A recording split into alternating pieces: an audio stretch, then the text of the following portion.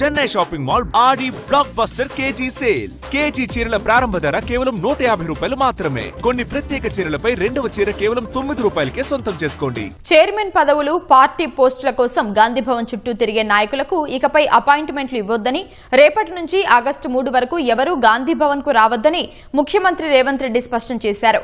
హైదరాబాద్ లో కూర్చుని రాజకీయాలు చేసే పరిస్థితి ఇక ఉండదని హెచ్చరించారు.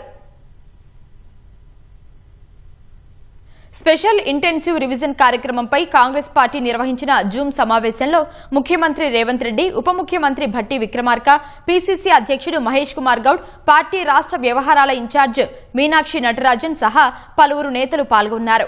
సోమవారం నుంచి 10 మంది ఇన్ఛార్జ్ మంత్రులు అన్ని జిల్లాల్లో ఎస్ఐఆర్ పై సమీక్షా సమావేశాలు నిర్వహిస్తారని, పార్లమెంటు సమావేశాల్లో ఉన్న ఎంపీలు కూడా ఎప్పటికప్పుడు సమీక్షలు కొనసాగించాలని సూచించారు. ఇన్ఛార్జీలుగా ఉన్న చోట ఎంపీలు నిర్లక్ష్యం చేస్తే కఠిన చర్యలు తప్పవన్నారు. ఈ జూమ్ సమావేశంలో ముఖ్యమంత్రి రేవంత్ రెడ్డి పార్టీ నాయకత్వానికి స్పష్టమైన దిశానిర్దేశం చేశారు. ఎస్ఐఆర్ గడువును ఆగస్టు 3వ తేదీ వరకు పొడిగించడం కాంగ్రెస్ పార్టీకి వచ్చిన కీలక అవకాశమని, ప్రతి నాయకుడు దీన్ని సద్వినియోగం చేసుకోవాలని సూచించారు. రాష్ట్రంలోని 119 అసెంబ్లీ నియోజకవర్గాల్లో కాంగ్రెస్ ఆధ్వర్యంలో ఇప్పటికే 489 సమావేశాలు నిర్వహించినప్పటికీ వెనుకబడిన నియోజకవర్గాల్లో ఇప్పటికైనా చురుకుదనం చూపించాలని ఆదేశించారు.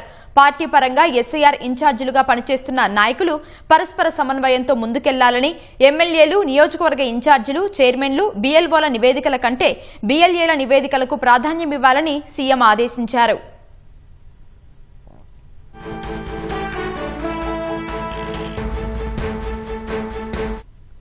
కేవలం బీఎల్ఓల నివేదికలపైనే ఆధారపడితే కఠిన చర్యలు తీసుకుంటామని హెచ్చరించారు. వచ్చే 10 రోజులు ఎన్నికల ప్రచారం తరహాలో ప్రతి నియోజకవర్గంలో విస్తృతంగా పర్యటించాలని మంత్రులు సహా ఇతర ప్రజాప్రతినిధులకు ఆదేశాలు జారీ చేశారు. ఈ నెల 30న మరోసారి పూర్తిస్థాయి సమీక్ష నిర్వహించి అసెంబ్లీ నియోజకవర్గాల వారీగా నివేదికలు పరిశీలిస్తామని సీఎం తెలిపారు. ఎస్ఐఆర్ను ప్రతి ఒక్కరూ ప్రతిష్టాత్మకంగా తీసుకోవాలని, అత్యుత్తమంగా పనిచేసే 100 మంది బెల్యేలకు రాహుల్ గాంధీని కలిసి ఫోటో దిగే అవకాశం కల్పిస్తామని ముఖ్యమంత్రి ప్రకటించారు.